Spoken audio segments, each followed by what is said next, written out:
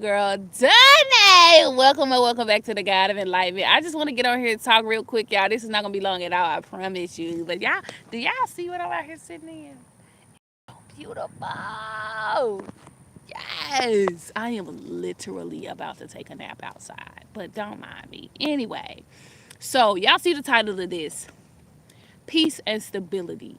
I want to talk to somebody who's in the midst of their transition. I want to talk specifically to somebody who's in the midst of their the wilderness period, the wilderness season, the season of uncertainty, the season where you're literally being stripped of everything you thought you knew about life, love, living, or whatever it is. You're being stripped of all of those false ideas and broken beliefs that you may have had, right? And so I'm gonna tell you something. One of the things that I experienced the most as I went through my wilderness period, as I went through my wilderness season, baby, the thing that I experienced the most was people constantly trying to make me get back on that bandwagon. What is the bandwagon? The bandwagon is the thing where people were trying to convince me to jump back into the cycle of the matrix, right? 111 on the clock.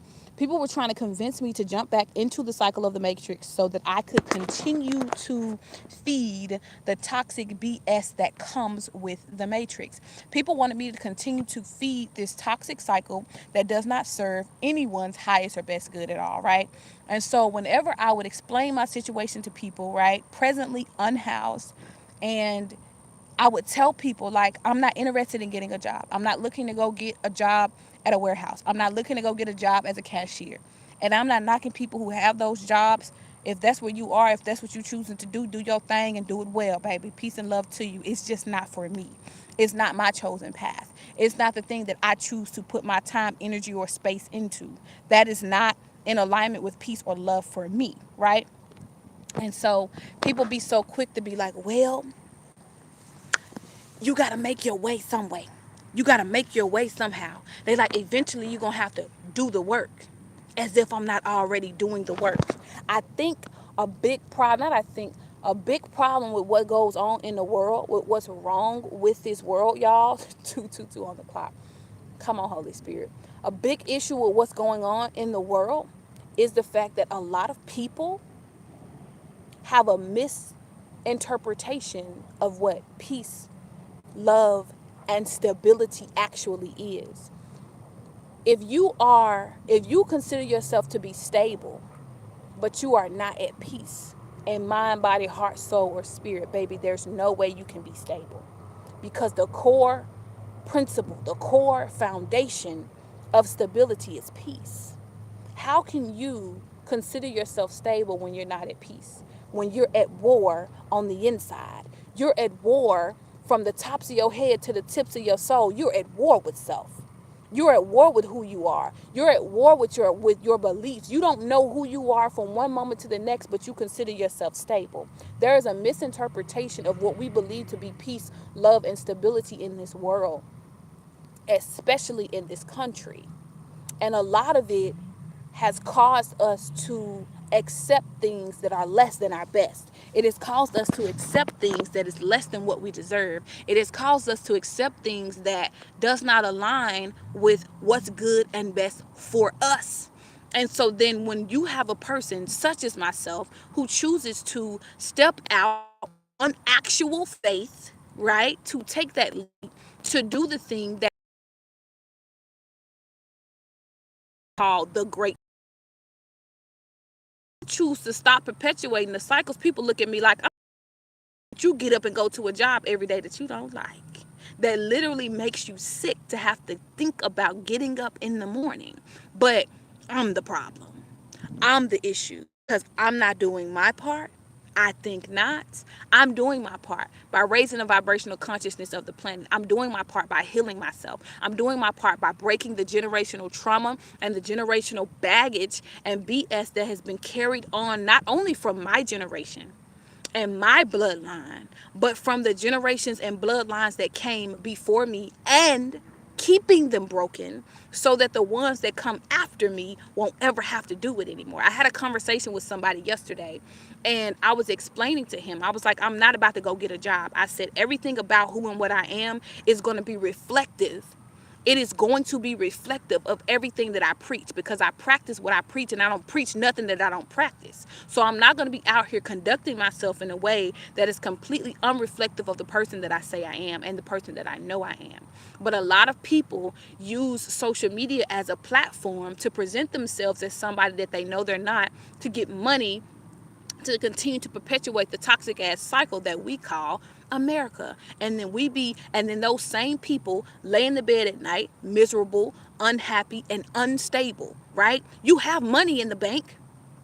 She ain't got no money in the bank. She be walking around acting like you got money in the bank, but you're unhappy.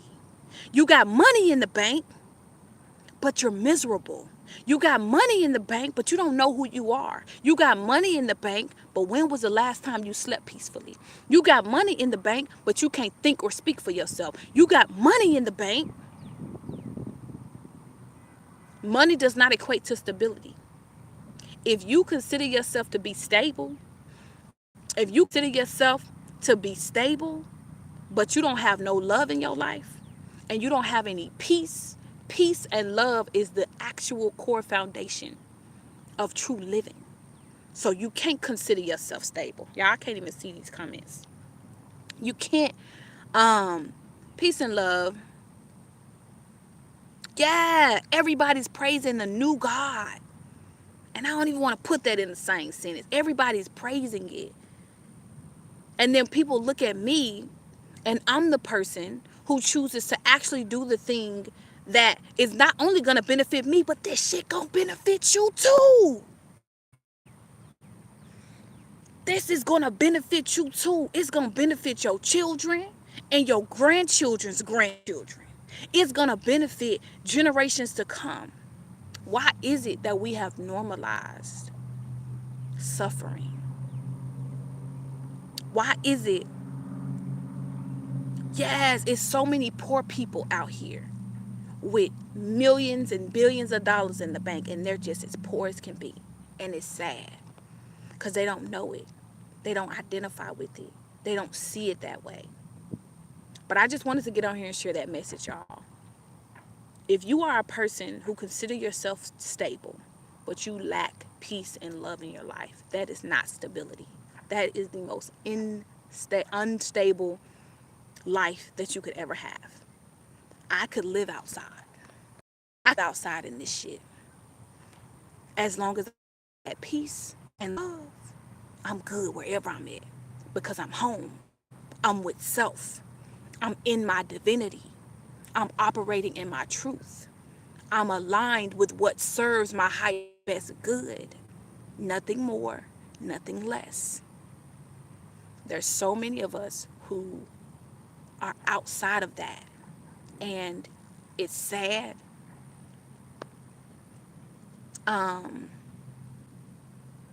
Yes. Too expensive. They don't even, like, how do you even begin to think about putting a price tag on love? Like, how do you put a price tag on love? How do you put a price tag on peace? How do you put a price tag on joy? How do you put a price tag on wealth? I'm healthy in mind, body, heart, soul. I am wealthy. I am abundant. That is beyond any place that I can call home. I am home. I'm my primary home. I am the home that I must find first before I could ever have a tangible home here. Before I could ever have 911 on the clock. That's an urgent message for somebody. Before I can ever have a tangible home anywhere. So many people ask me the question, like, why don't you just go get a job? And it's so exhausting trying to even begin to break that down or explain that to people. Because just because I don't have a job, it doesn't mean I'm not out here doing the work. I'm doing the work. What does the work look like? Yep. Yeah. What does the work look like? The work looks like healing. The work looks like walking in your truth. The work looks like being at peace despite all the things that are going on in this world right now. The work looks like elevating your consciousness so that the people directly and indirectly connected to you that are all around you are also going to simultaneously be elevated as well. What does the work look like? The work looks like loving yourself as though you love your neighbor, and loving your neighbor as though you love yourself. The work looks like actually caring for self, not just saying self-care. Oh, I'm gonna go get my nails done. Nigga, that ain't self-care. That ain't self-care.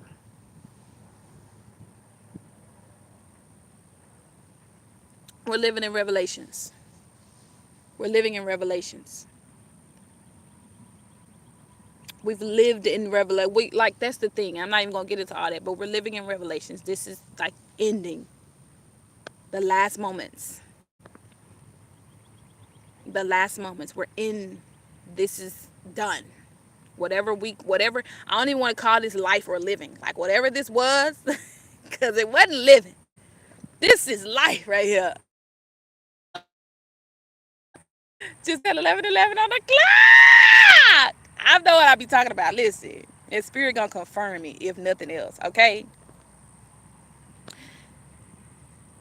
This is living. This is living. Breathing in this fresh air, soaking in the sun, sitting outside, grounding for the past hour, walking around in the ground, thanking Mother Nature, thanking Mother Earth for beautiful being that she is. That's living. That's living. I'm about to get off of here, y'all. But I love y'all. Thank you for tuning in. If this is your word, comment below. Let me know this is your word. If you know somebody who needs to see or receive this message, send it to them and show this to them. Thank y'all for all the love, all the support, the new subscribers, all the engagement. I love you. I love you.